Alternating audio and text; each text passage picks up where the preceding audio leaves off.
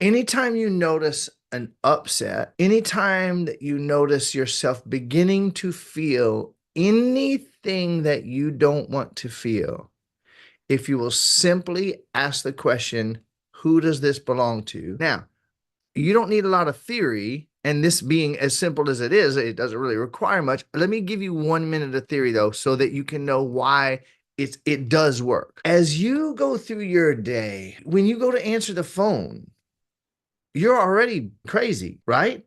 You're walking in your crazy from moment to moment, reacting, right? And you go to answer the phone. And who answers that phone call is all of your inner children and all the trauma and all the anger and all the sadness and the fear and all of your beliefs answer that phone.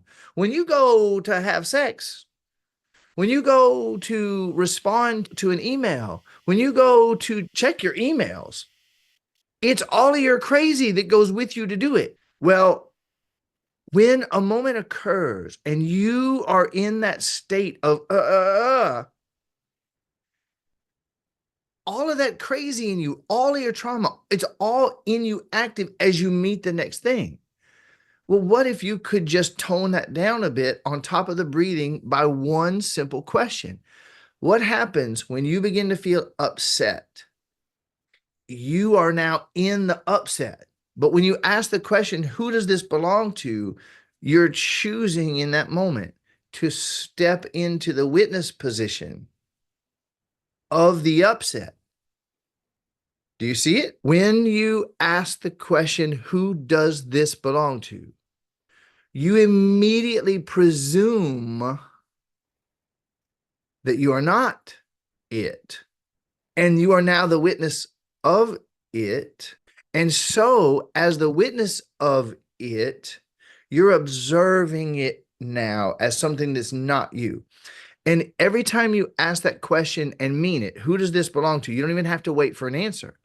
When you ask the question, who does this belong to? You're presuming you're not it. You're presuming it is someone else's. You are not identifying as it or as the one who's feeling it. And as the witness, that question slides a wedge between you and all those feelings, and it peels one layer off of the onion of that feeling. A lot of people find it very difficult to get themselves to use the powerful tools because they're scared to death that it's going to work. They're scared to death that it's not going to work. They're just scared to death, period. Asking this question and what's really great about it, guess what, Sarah? You could be feeling upset and you could start to feel, and you could ask, who does this belong to? And it'll diminish 1%, 2%. And then you get back into moving through your life and it comes right back up, but it's a little bit less. You ask it again. Who does it belong to?